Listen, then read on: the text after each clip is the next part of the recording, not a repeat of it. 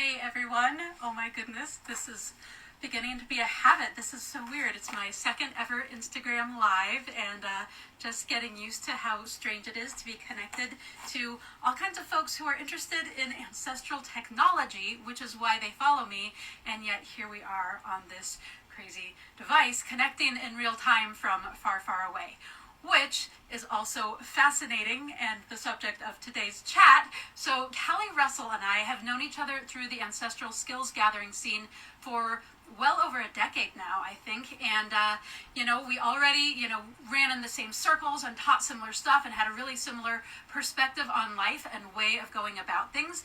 And then we got to share this amazing, really unique experience of being only, two of a small handful of people to have gotten to have the wilderness immersion experience of a lifetime living on our own in the Arctic, just south of the Arctic Circle, on the shores of Cunede, also known to settlers as Great Slave Lake in the Northwest Territories of Canada.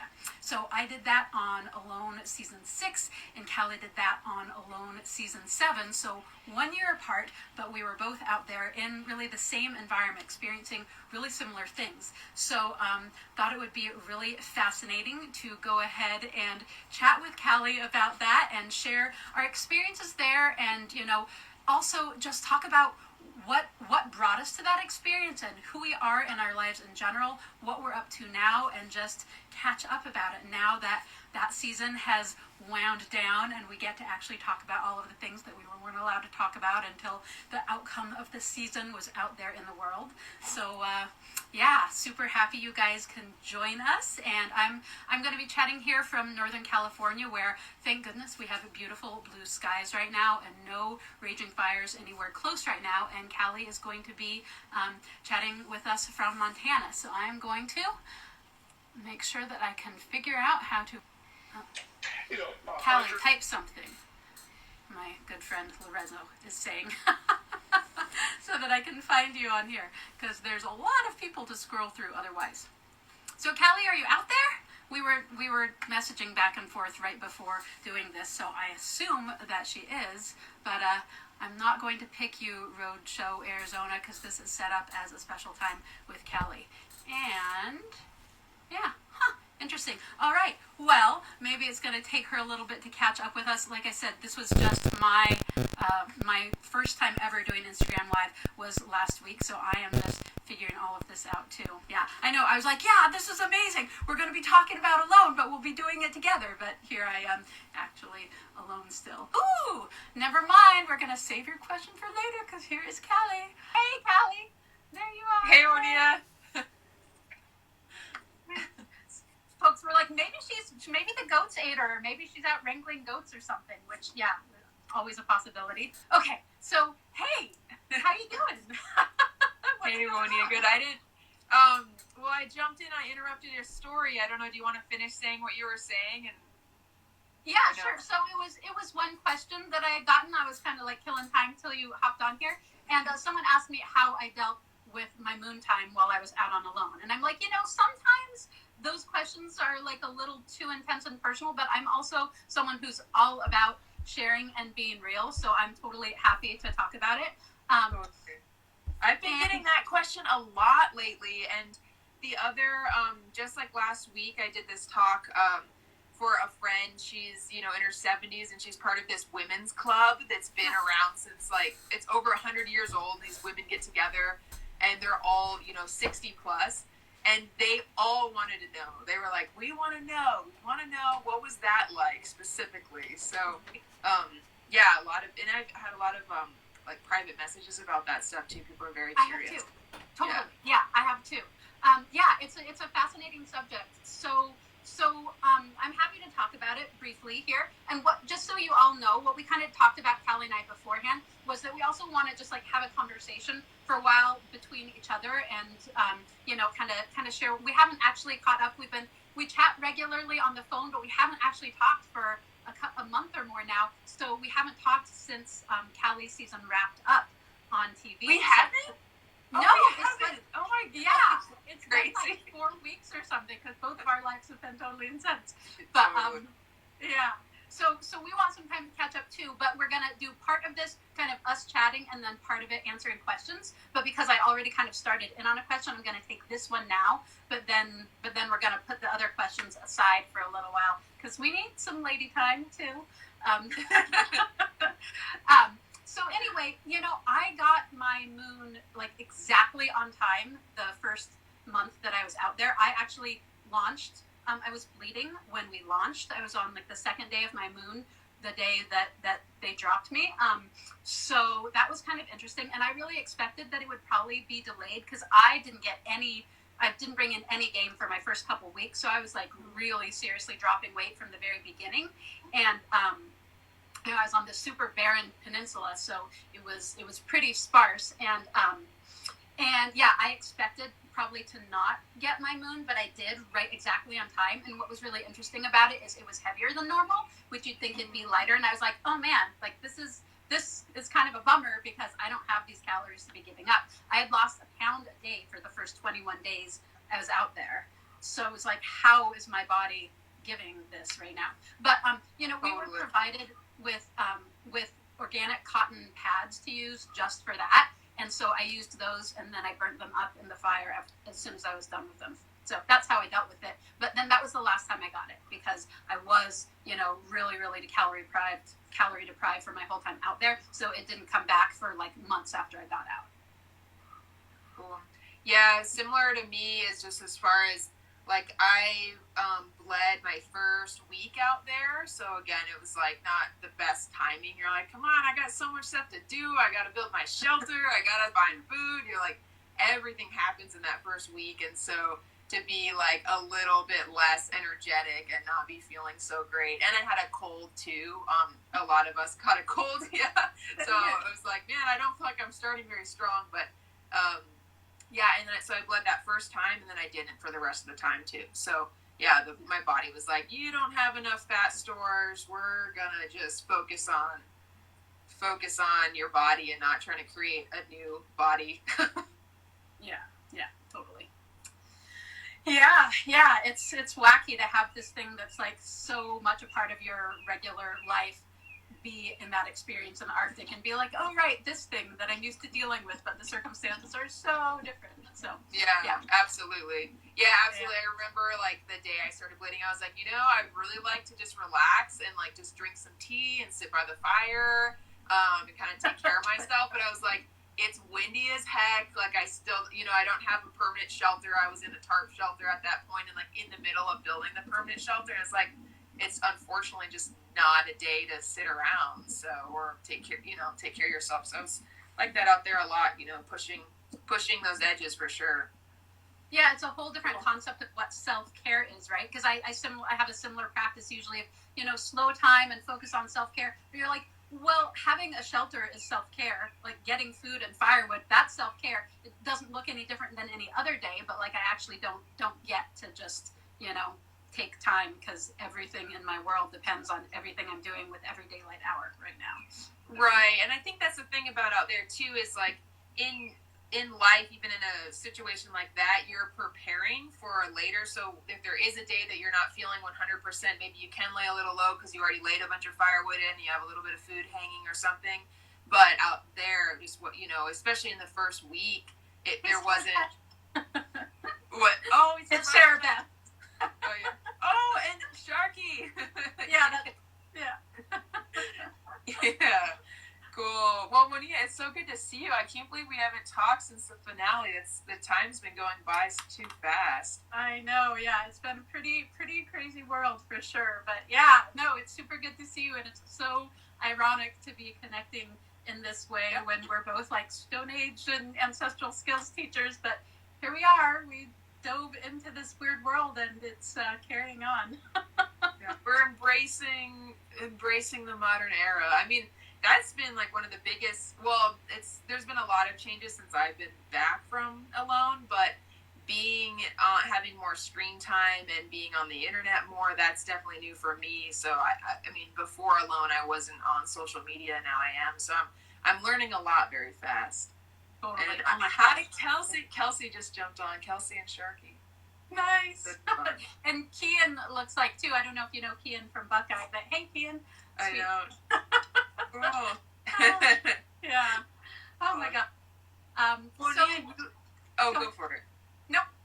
Go ahead. Well, you have a space. Buckskin Revolution has a space now. Yeah, that is super exciting. I mean, so Callie and I both, like, we know each other through the ancestral skills world, and we've both been kind of like seasonal migrators and semi-nomadic a lot of our lives, and so I've been, living out of my car for a while and had home bases here and there, and I used to go up and down the West Coast a lot and had kind of a home base in Oregon and one in California, but I've never had a permanent spot for Buckskin Revolution besides, the back of my car. So September 1st, I moved into this studio space in this artist collective, and it's amazing. And it's weird because I'm on the computer all the time right now, and it's not like how I picture my life, but it's because I have big projects up right now that I really need that space. So it's really cool, and it's also really weird because I picture my home base being somewhere deep in the woods, but there's no Wi-Fi out there.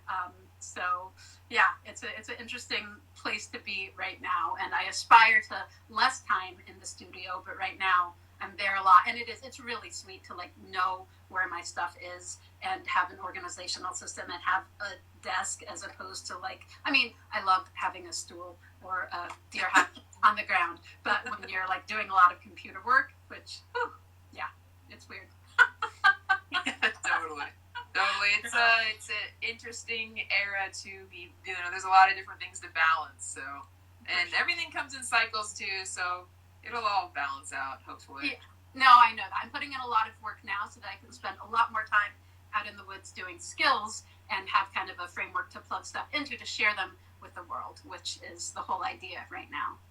Totally. So, and Brian told me that he had talked to you and you are working on a shed for yourself, like a shack for the winter. Is that?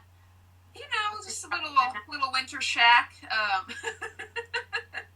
Yeah, it's interesting that you finally have, after being so nomadic and moving around so much after all these years, like finally feeling a little bit of a base, at least for Buckskin Revolution, having that like office space. And for me, I've also, been moving for over 10 years. I haven't had a base. Everywhere I go, everything packs up and comes with me. And I have a few little caches, little squirrel stashes, places and stuff, but nothing substantial, no real infrastructure anywhere, like a place to actually keep things that's pretty safe from mice and weather and that kind of stuff. But this summer, after alone, I was in that one spot for so long, for 3 months, and never even getting in a car, never even getting on a bicycle. Like everything was so localized, and that felt really, really good. And I've been wanting to been feeling the call to have a little bit of a base somewhere. I didn't have to stay there all the time, but at least just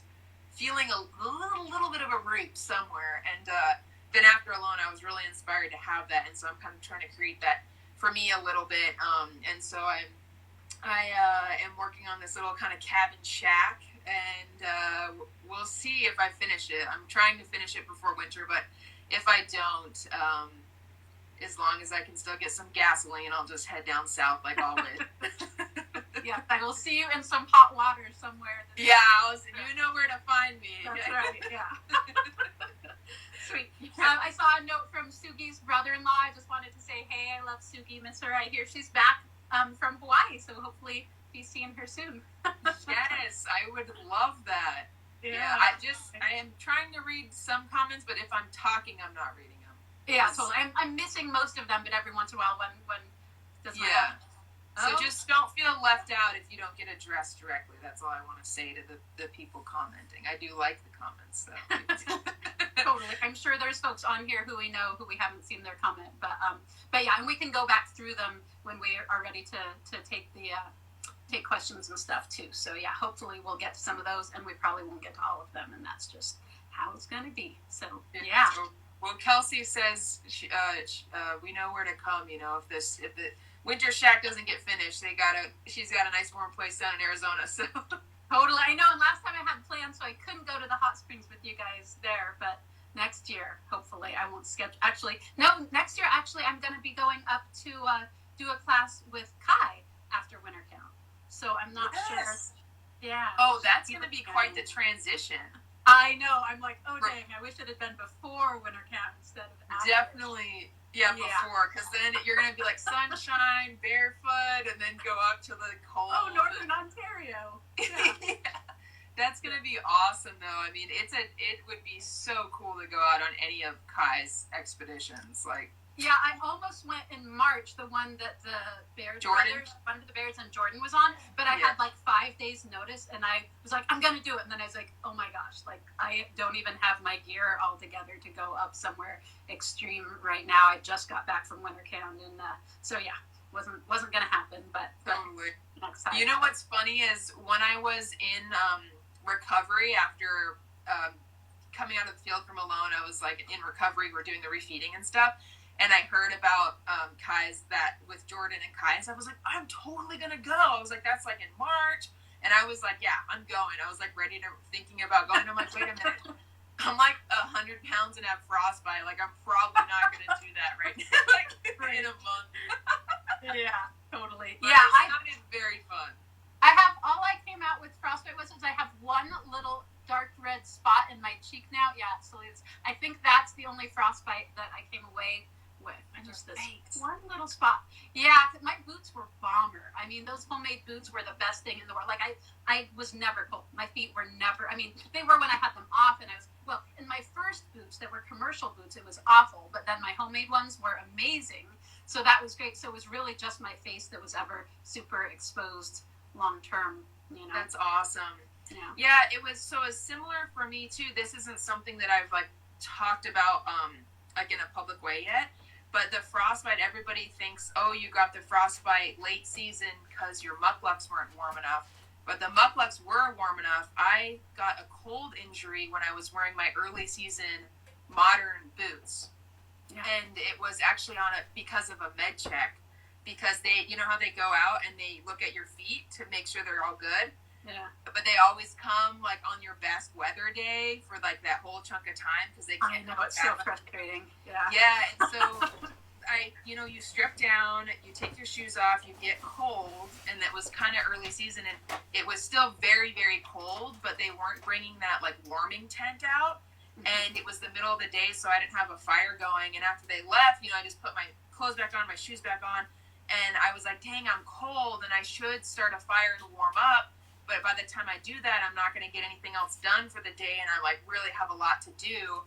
And so I kept working, and I was like kneeling, I was making like an insulated door for my shelter, so I was kneeling on the tips of my toes in those early season boots when my feet were cold because they were out exposed during the med check. So that's kind of like the series of events, and then I got that cold injury, and then that turned. So after that happened, then I was like, dang, I need to get these mucklucks on right now. So anyway, the point is the traditional footwear is the way to go. And I should have put the mucklucks on sooner. If I would have started wearing them sooner, or I would have slowed down and warmed my feet up and just accepted, like, not being productive for an hour. Totally. So, right. Yeah, that's the thing. You definitely learn to prioritize different things out there. Like I had 3 episodes where I got a really good chill, not like a frostbite thing, but like where I was really debilitated for a few hours and really couldn't do anything. It was interesting too, because those were the only times in all my time out there that I ever had like a bad attitude where I was like feeling a little sad or a little lonely or a little scared. It was only during those hypothermia episodes. And and finally I was like, okay, like after the 3rd time I was like, okay, the issue is, I mean, yes, I'm getting cold, and that's a major tax on my body and my calories for sure. But also, it's the only time that my attitude isn't like bomber, and so I need to be aware of that because my attitude is the most important thing that I have out here, and I need to change how I'm doing things. So after that, I was like, I won't set traps after dark when it gets too crazy cold. Like I won't do long times of crouching and kneeling. Like I have to shift everything about my strategy because it's not worth getting super cold. It's just like it's a survival thing, and I've never been in a situation where it was such a very stark thing. Like this will take you out right now if you don't change the way you go about everything. Right. Yeah. And so after that day, every single med check day, I was like, okay, for this day, I'm going to do the bare minimum that I need to do for like my chores, but this day is about rewarming myself after they leave for the med check. And so, and when they would come, before they got there, I'd make sure I had a really big fire and like made a big fire. And then after they left, like warmed up really good. But I didn't want to do that because I'm like, well, I don't want to burn a bunch of like my firewood in the middle of the day. I don't really need to be doing it. I need to go, I'm going to like be out on my trap line and stuff. So it was just that thing of, they know that the med checks take a lot more than you'd think, you know, like just burning that extra wood that I wouldn't normally need to burn and all that kind of stuff. So it's, and they know and they try to minimize like the impact, but as you know, there's only so much we can do. Yeah, they're a huge impact. I was like, could you guys just leave us alone? Like, I'll text you if I'm dying. Like, totally. I asked them, I was like, seriously, like, I lose the entire day when you guys come out. Like, the entire day. Yeah, and I don't have those days to give. I mean, once I got to where, you know, like, they were really concerned about my weight for a lot of my time out, and they're like, okay, we're concerned enough.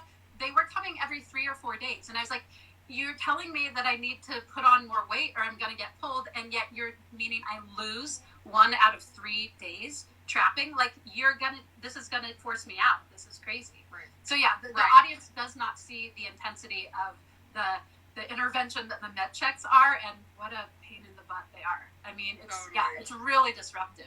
And someone saw a comment when you were talking that someone said, oh, that sounds unfair. And the thing is that, I mean, one, everybody has the med checks, but those people who they're most concerned about get them more, which is unfortunate because then they put you at even greater risk. But at the same time, I mean, you know that going in, and they're doing all they can, but like the idea of fair isn't super applicable to this, because you see people in like vastly different, like some people have cherry spots with all the game in the world, you know, and some people are on bare rock, and some people have great fishing, and some people have no fishing. Like, fair is not, I mean, they do the best they can, but it's not an even playing field. It's just not, you know. Someone thinks you're drinking a mug of pee right now.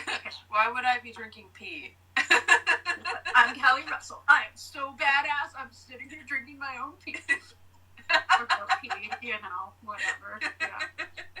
Oh my gosh, I was thinking about you so much on our goat packing trip. It was so fun. I was like, oh, this is what it's like adjusting my rhythm to the goats and just like spending so much of my day dodging goat pee and like looking at the inside of a goat's butthole, you know, because they like open up their butt for a while before. I never knew that. I didn't know that they open their butt for a minute before they start. Like, I know so much about goats that I didn't know in July. It's pretty fascinating. Yeah, they poop and pee a lot, and that's like one of the things I'm like, man, you can train them. They're almost as trainable as dogs, except in that respect. You can't seem to train them to poop and pee in specific places because they're going all the time. Like, all of the time. It's amazing. Yeah. I always I have like sheep hides on the ground, like by the fire that I sit on. But when I'm not sitting on them, I always have to throw them up like on a stump or on like a tree branch because they are like, oh, this is great. I'm gonna lay here. But then they stand up and pee. It's just no respect. I know. Yeah, like learning, like that moment that they start to kind of curl their pelvis and you're like, oh, and you got to jump back or you're going to get peed on. Like, you have to be really on it. Yeah, on the trail. Yeah, totally.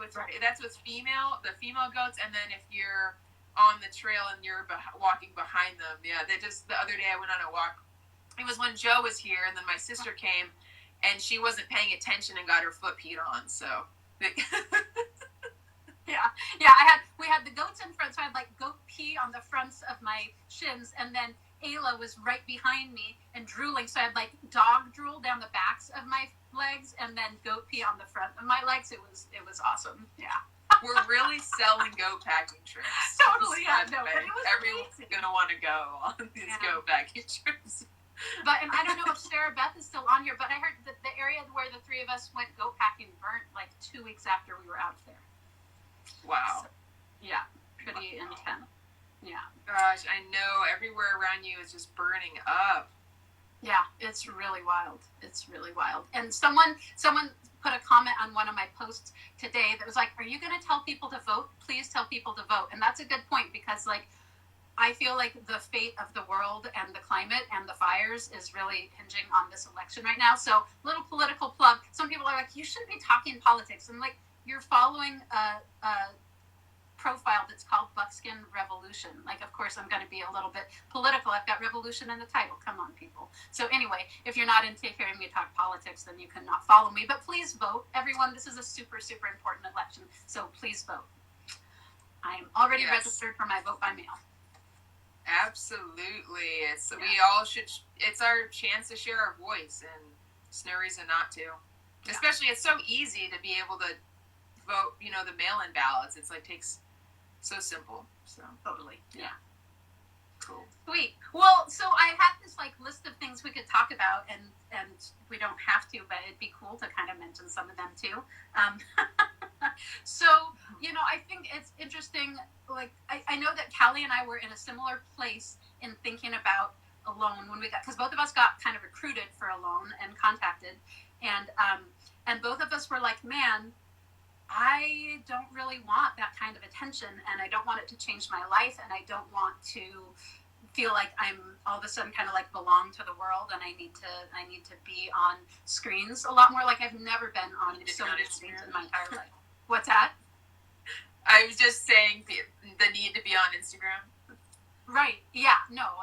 Yeah. So it's pretty wild. So I guess I kind of wanted to talk about what our motivations for going on Alone was, and kind of, I feel like the thing with Alone is that people got this super snapshot of us and what we're about and what our lives look like, and wanted to give people a broader picture and who we are and what our motivations are and what our lives look like when we're not by ourselves in the wilderness long term. So yeah, I don't know if that seems interesting to chat about. Seems relevant. Totally. There's a little nut hatch right above my head on this branch. Oh, nice. It's cool. Yeah, well, is it a little distraction? Can I flip my screen? Are you guys going to be mad if I flip the screen? You just show us the nut hatch. You look so beautiful over there. Look at these two beauties weaving. They're weaving cattails. Nice. Yeah, I watched the video of you and Ravana weaving at the homestead there. Oh, you did? Yeah. I commented and I liked it. I know that's important for her. I wanted to. That makes her world. She is so excited. Thank you, Woniya. She really cares about that. So thank you. Skyly did that video for her. Raviana was very, very pumped to. But yeah, we have I got a bunch of cattails soaking when Joe visited, because he's like, I want to weave, and so they're soaking it. So we're just keep weaving, because you know how it is. I know how it is. Once you got them soaked up, it is time to weave, no matter what. Yeah, exactly.